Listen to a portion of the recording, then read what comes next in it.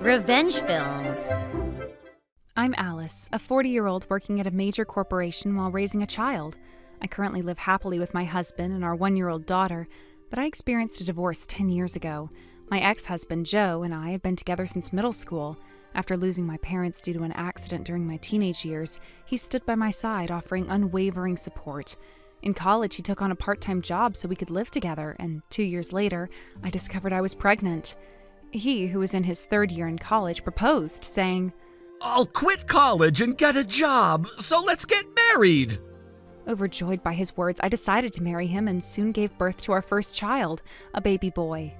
After leaving college, he gave up his dream of working at a major advertising agency and took a job at a nearby small-scale ad agency.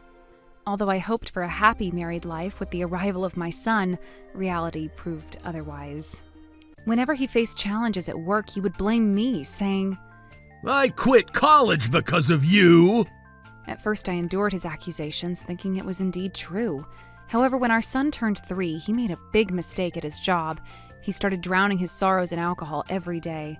The pay cut, combined with increasing expenses for his drinking, led him to say, "You're a middle school graduate. Quit being picky and find whatever job, like a bar or supermarket." throwing job listings at me. I searched desperately for a job but struggled to find one willing to hire me. Then I discovered an opportunity to start as a web designer. It was a freelance, fully remote position with a low salary.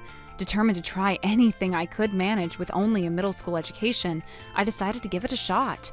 As I focused on completing a large amount of work from home, my income steadily grew, eventually filling the gap in our living expenses. Unaware of my efforts, Joe would say things like, "Ugh, how long are you planning to live off of me, useless housewife?" and showed no understanding of my job, belittling me. However, there was one thing I respected about him. He was always kind to our son. No matter the situation, he remained a gentle father in front of our son, and because of that, our son loved him deeply. Despite the harsh words he directed at me, I couldn't bring myself to separate them, so I endured everything without seeking divorce. That life continued until my 30th birthday, when I prepared a cake and waited for them to come home, hoping to celebrate as a family. When they arrived together, I greeted them, saying, "I bought a cake for us." My husband then handed me an envelope, saying, "Here's your present." I was delighted, as I hadn't expected him to remember my birthday. But when I said thank you and opened it, I was shocked to find divorce papers inside. Confused by this situation, he smirked and said, "From today, we're strangers." Then my son exclaimed, "Of course I'm going with Dad, because if I stay with you, we'll end up poor. I don't want that. I'll be made fun of in school." In that moment, I realized Joe had told him that I was jobless. No matter how many times I explained I work from home so you won't have to worry about being poor, he didn't believe me. He said, "Dad told me. He said you're always lying and that you're a lazy person who doesn't work." In the end, I was forced out of the house by them, and my frustration turned into hatred towards Joe. Despite working hard to support the household while handling chores and childcare without slacking, why do I have to go through this? That thought brought a wave of anger and sadness, and I couldn't help but cry. However, there was no point in staying like this forever, so to prove them wrong, I decided to put all my energy into my work and move forward. With that determination, I focused on my work with even greater intensity.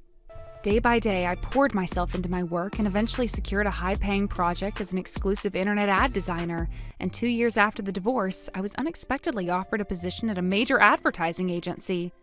Never in my wildest dreams did I imagine that someone like me could land a job like this, so I immediately accepted the offer.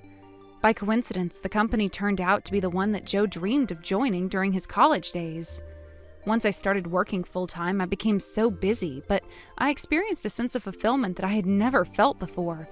Then, 5 years after the divorce, I started dating a colleague introduced by my supervisor and married 2 years later. I never thought I'd remarry, but this time I was resolved to find happiness. One day, while thriving in both my personal and professional life, I was invited to attend a dinner hosted by our subcontractor company. My boss, who highly appreciated my work, suggested, "Since it's going to be at a high-end restaurant, why not enjoy some good food while you're at it?" Grateful for the invitation, I decided to join. Upon entering the restaurant, 2 employees from there greeted us. The moment one of them saw me, he blurted out, "What are you doing here?" Looking closer, I realized it was none other than my ex-husband, Joe. Remembering how he had once boasted about his success after our divorce, I couldn't help but feel like laughing.